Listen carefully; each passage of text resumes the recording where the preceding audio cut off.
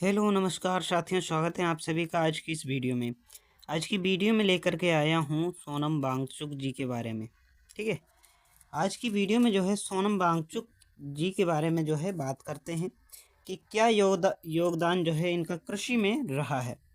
ठीक है, और क्या इन्होंने आविष्कार किए हैं जिनकी वजह से ये आज के समय में इतने ज़्यादा चर्चित हैं।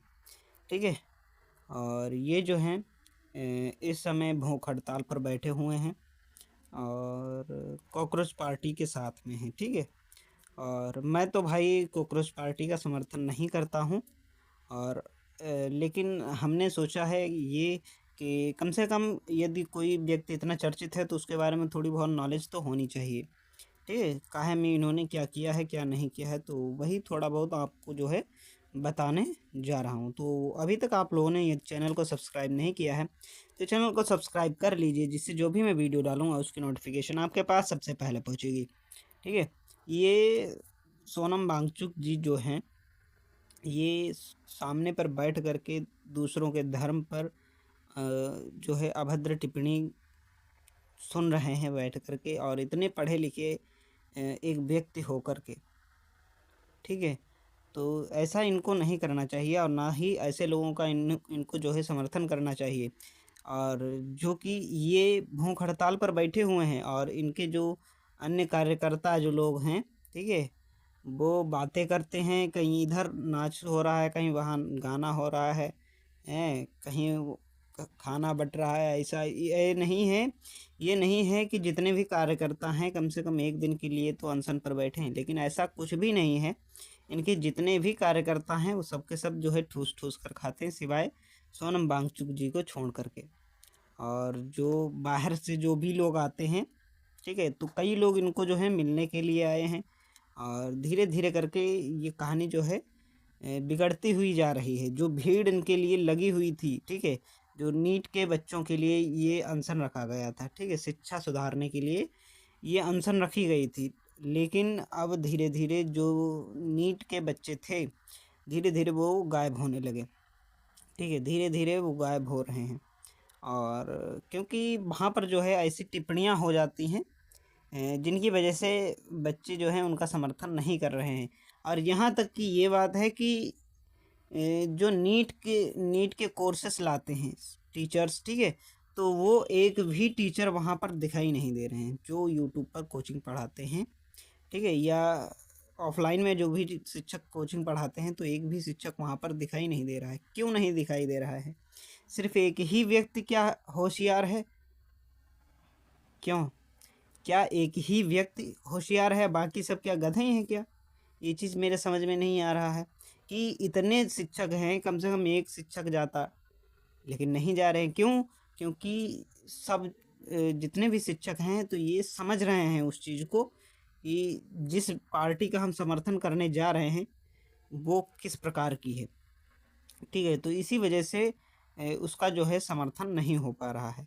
नहीं तो आज के समय में यदि सिर्फ़ और सिर्फ़ जो नीट के एग्ज़ाम के लिए या शिक्षा के लिए सिर्फ़ हो रहा होता, तब तो कोई दिक्कत नहीं थी। तब आज के समय में जो है आधे से ज़्यादा लोग इनके साथ हो जाते, सोनम वांगचुक जी के साथ में।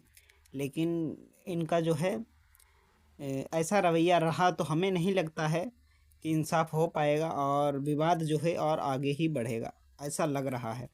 ठीक है, क्योंकि ना तो ये मना कर रहे हैं, ना तो जो बोल जा रहा है, ठीक है, ना तो वो क्षमा मांग रहा है, कुछ भी नहीं। जो बोल गया सो बोल गया, बस जो हो गया सो हो गया, यही चीज़ चल रही है। ठीक है, चलो फिर इसके बाद में जो है थोड़ा बाद में बात करते हैं। पहले देख लेते हैं इनका जो है क्या योगदान है कृषि में, कृषि क्षेत्र में इनका सोनम वांगचुक जी का क्या योगदान है। तो देखते हैं सोनम वांगचुक का चमत्कारिक योगदान क्या है। ठीक है, तो लद्दाख के आइसमैन की कृषि और तकनीकी क्रांतियों को की रोमांचक कहानी, इनको जो है आइसमैन भी कहा जाता है। और क्या आपने सुपरहिट थ्री इडियट्स फिल्म जो है देखी है? क्या आपने थ्री इडियट फिल्म देखी है? तो और इस फिल्म में जो आमिर खान का किरदार आमिर खान जो हैं जिसका किरदार निभा रहे थे, तो वो थे फुनसुक वांगडू। फुनसुक वांगडू ही कौन है? सोनम वांगचुक जी हैं, ठीक है, जो आमिर खान बने हुए थे, ठीक है, फुनसुक वांगडू बने हुए थे थ्री इडियट्स में। तो जो फुनसुक वांगडू हैं वही असल में सोनम वांगचुक जी हैं, ठीक है। तो इन्हीं के ऊपर ये थ्री इडियट्स फिल्म बनी हुई थी। तो फुनसुक वांगडू असल ज़िंदगी में लद्दाख के एक महान वैज्ञानिक और इंजीनियर हैं, ठीक है, और जो कि वैज्ञानिक और इंजीनियर सोनम वांगचुक जी से प्रेरित है, ठीक है। और सोनम वांगचुक ने लद्दाख के सूखे और ठंडे पहाड़ों के बीच ऐसे अनोखे देशी आविष्कार किए हैं जिन्हें कृषि, जल संरक्षण और शिक्षा की दुनिया में तहलका मचा दिया है। और आइए जानते हैं कि उनके बेहद मज़ेदार और अद्भुत योगदानों के बारे में। इनके जो है कौन से योगदान हैं, ठीक है। तो सबसे पहला योगदान आ जाता है कृषि में कि आइस स्तूप जब सूखे पहाड़ों में उगाया गया बर्फ़ का पानी, ठीक है। तो इसमें क्या आ जाता है कि लद्दाख एक ठंडा रेगिस्तान है। यहाँ सबसे बड़ी समस्या यह है कि सर्दियों में पानी बहकर बर्बाद हो जाता है, सर्दियों में पानी बहकर बर्बाद हो जाता है। लेकिन जब वसंत के मौसम में अप्रैल मई में किसानों को अपनी फसलों जैसे जौ, मटर और गेहूं के लिए पानी की आवश्यकता होती है तो नदियां जो है पूरी तरह से सूखी हुई होती हैं। सोनम वांगचुक ने इस गंभीर समस्या का एक बेहद जादुई और प्राकृतिक हल निकाला है जिसे आइस स्तूप कहा जाता है। तो यह अनोखा जुगाड़ कैसे काम करता है इसके बारे में देख लेते हैं कि उन्होंने सर्दियों के बहते हुए पानी को पाइप के ज़रिए नीचे घाटी तक पहुंचाया और रात के समय जब लद्दाख का तापमान शून्य से बहुत नीचे 20 सेल्सियस -20 डिग्री चला जाता है तब पानी को एक ऊंचे वर्टिकल टाइप से हवा में फव्वारे की तरह छोड़ दिया जाता है। हवा के संपर्क में आते ही पानी की बूंदें तुरंत जम जाती हैं और धीरे धीरे एक विशाल बर्फ के स्तूप का रूप जो है आकार उसका ले लेती हैं, ठीक है। और कृषि में वरदान तो यह क्या है देख लेते हैं कि यह बर्फ़ का पिरामिड गर्मियों की शुरुआत में पिघलना शुरू होता है और जबकि किसानों को बुवाई के लिए पानी चाहिए होता है तब यह स्तूप धीरे धीरे पिघलकर खेतों को भरपूर पानी देता है। इस तकनीक ने लद्दाख के बंजर इलाकों में हज़ारों पेड़ उगाने और हरी भरी खेती करने में मदद की है। और इसके बारे में और देखते हैं, फिर देख लेते हैं मज़ेदार तथ्य। तो इसमें जो है फन फैक्ट क्या है कि एक सिंगल आइस स्तूप में लगभग 30 लाख से 50 लाख लीटर तक पानी आ जाता है, ठीक है, इसमें जमा हो जाता है। इसका आकार बौद्ध स्तूप जैसा जानबूझकर रखा गया है ताकि यह सूरज की सीधी धूप से कम पिघले और स्थानीय लोग इसे अपनी संस्कृति से जोड़कर सम्मान दे सकें, ठीक है।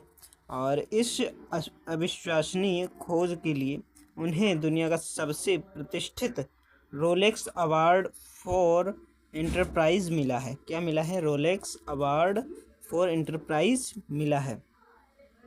फिर आ जाता है दूसरा पॉइंट हमारा, ठीक है, इसमें आ जाता है शेक्योल या स्कूल जहाँ फेल होना एक खूबी है, जहाँ फेल होना एक खूबी है। सोनम वांगचुक का मानना यह है कि पढ़ाई केवल किताबों को रटना नहीं है बल्कि समस्याओं को हल करना है। इसके लिए उन्होंने 1988 में SECMOL students educational and cultural movement of Ladakh की स्थापना की और यह दुनिया का सबसे अनोखा स्कूल है जहां जानबूझकर उन बच्चों को दाखिल किया जाता है जो पारंपरिक बोर्ड परीक्षाओं में फेल हो जाते हैं और यहाँ छात्र रटने के बजाय व्यवहारिक काम सीखते हैं, जैसे खुद की खेती करना, गायों की देखभाल करना और सौर ऊर्जा से चलने वाले उपकरण बनाना और अपना छोटा बिजनेस संभालना। फिर आता है तीसरा पॉइंट हमारा। तीसरे पॉइंट में क्या बताया गया है कि सोलर हीटेड मड हाउस बिना हीटर के 30 सेल्सियस -30 सेल्सियस में गर्मियों सा एहसास लेना। तो इसमें क्या बताया गया है कि लद्दाख की हड्डियों को कंपा देने वाली सर्दियों में तापमान जो है -30 सेल्सियस तक चला जाता है। घरों को गर्म रखने के लिए सेना और स्थानीय लोगों को भारी मात्रा में डीजल या लकड़ी जलानी पड़ती है, जिससे प्रदूषण होता है। तो सोनम जी ने लद्दाख के स्थानीय मिट्टी, भूसे और बुनियादी भौतिकी के सिद्धांतों का उपयोग करके सौर ऊर्जा संचालित मिट्टी के घर, सोलर हीटेड मड हाउसेस तैयार किए हैं। तो इसमें फिर पॉइंट आ जाता है कि ये घर दिन के समय सूर्य की पूरी गर्मी को अपने अंदर अवशोषित कर लेते हैं, और रात को जब बाहर जानलेवा ठंडी होती है, तब इन घरों के अंदर तापमान बिना किसी हीटर या आग के +15 सेल्सियस से 20 सेल्सियस तक बना रहता है। ठीक है, फिर आता है लास्ट इसका पॉइंट। ठीक, तो इसमें क्या होता है कि यह तकनीक पहाड़ों में रहने वाले किसानों के लिए बेहद सस्ती और पर्यावरण के अनुकूल साबित हुई है। फिर आता है चौथा पॉइंट हमारा, भारतीय सेना के लिए इको फ्रेंडली सोलर टेंट देना। ठीक है, तो इसमें क्या बताया गया है कि लद्दाख ऊंचे बर्फीले इलाकों जैसे सियाचिन में तैनात देश के वीर जवानों के लिए सोनम वांगचुक ने एक खास मोबाइल सोलर टेंट का आविष्कार किया। यह टेंट पूरी तरह से धूप से गर्म होता है। जहां पहले जवानों को गर्म रखने के लिए लाखों लीटर जो है डीजल जलाना पड़ता था, और वहीं इस टेंट की मदद से पैसे और पर्यावरण दोनों को ही भारी बचत हो रही है, और यह पूरी तरह प्रदूषण मुक्त है। ठीक है, और यह जो है पूरी तरह से प्रदूषण मुक्त है। फिर देख लेते हैं विशेष विचार क्या हैं। तो इसमें बताया गया है कि सोनम वांगचुक का जीवन और उनके आविष्कार हमें सिखाते हैं कि कृषि या प्रकृति की कोई भी चुनौती इतनी बड़ी नहीं होती है जिसे इंसानी दिमाग और सही तकनीक से हल नहीं किया जा सकता, तकनीक से हल न किया जा सके। बिना किसी बड़े खर्चे के स्थानीय संसाधनों का उपयोग करके खेती को कैसे आसान और टिकाऊ बनाया जा सकता है, यह उन्होंने पूरी दुनिया को दिखाया है। फिर बताया गया है कि यह रंगीन और ज्ञानवर्धक PDF विशेष रूप से एग्रीविद यूट्यूब चैनल के दर्शकों के लिए जो है तैयार की गई है, और सीखते रहें, नया करते रहें और देश की मिट्टी को समृद्ध बनाते रहें। तो आप लोगों को ये वीडियो कैसा लगा है कमेंट बॉक्स में ज़रूर बताइए, और अभी तक ये चैनल को सब्सक्राइब नहीं किया है तो चैनल को सब्सक्राइब कर लीजिए, जिससे जो भी मैं वीडियो डालूंगा उसकी नोटिफिकेशन आपके पास सबसे पहले पहुंचेगी। और ये जो धरना प्रदर्शन कर रहे हैं सोनम वांगचुक जी, ठीक है, तो इन्होंने जो है ये लड़ रहे हैं नीट वाले बच्चों के लिए। ठीक है, तो उसमें 15-20 बच्चे जो है उन्होंने जो है सुसाइड कर लिया, तो उन बच्चों के लिए ये लड़ रहे हैं, भूख हड़ताल पर ये बैठे हुए हैं। और वहीं इनके जो कार्यकर्ता लोग हैं, ठीक है, बाकी के जो कार्यकर्ता हैं वो इन्हें दिखा करके खूब ठूस के खा रहे हैं। और वहाँ की भैया स्थिति बहुत गंदी है, और जो है धर्मों के ऊपर भी बातें आ रही हैं। ठीक है, कोई अपने धर्म का आकर के कह रहा है, कहीं कुछ कह रहा है, कहीं कुछ कह रहा है। ठीक है, तो ये सब गलत चीज़ें हैं। ये एक पढ़े लिखे व्यक्ति हैं, ठीक है, इनका जो है साथ हर कोई देगा, इनका समर्थन सभी कोई करेगा। और यही से आप लोग देख सकते हैं कि इतने टीचर्स जो है शिक्षक यूट्यूब पर नीट की तैयारी कराते हैं, क्या उनमें से कोई एक भी शिक्षक था? नहीं थे, क्योंकि वो जिस पार्टी से के साथ हैं, सोनम वांगचुक जी जिस पार्टी के साथ हैं उस पार्टी का समर्थन ही नहीं कर रहा है कोई। यदि उस पार्टी का समर्थन कर रहे होते तो आज के समय में सभी के सभी लगभग लोग कहते हैं कि आधे से ज़्यादा लोग जो हैं अभी तक सोनम वांगचुक की तरफ हो चुके होते। लेकिन हम तो ये कह रहे हैं कि उनसे ज़्यादा भी हो जाते, आधे से ज़्यादा और होते। क्योंकि देखो, एक तो चीज़ ये है कि जिन स्टूडेंट्स के लिए वो लड़ रहे हैं, असल में वहाँ पर नीट वाले स्टूडेंट्स ही बहुत कम हैं। ठीक, नीट वाले विद्यार्थियों के लिए वो लड़ रहे हैं, लेकिन नीट वाले जो है विद्यार्थी भी बहुत कम हैं। बांग्लादेशी वहाँ पर सबसे ज़्यादा दिख रहे हैं। क्लिपें आप देखें, आपके पास आती होंगी तो आप लोगों ने भी देखा होगा, कहीं कोई किसी धर्म के लिए बोल रहा है, कहीं कुछ कर रहा है, कहीं कुछ कर रहा है, कोई नाच रहा है तो कोई गा रहा है। तो ये सब देखो गंदगी फैला रहे हैं, ठीक है। ये खुद को प्रदर्शित कर रहे हैं कि हाँ कि हम ऐसे हैं, ठीक है। बाकी आपको वीडियो कैसा लगा, आपका विचार क्या है, कमेंट बॉक्स में ज़रूर बताइए। और मिलते हैं किसी नेक्स्ट वीडियो में, तब तक के लिए जय हिंद, जय भारत, राम राम।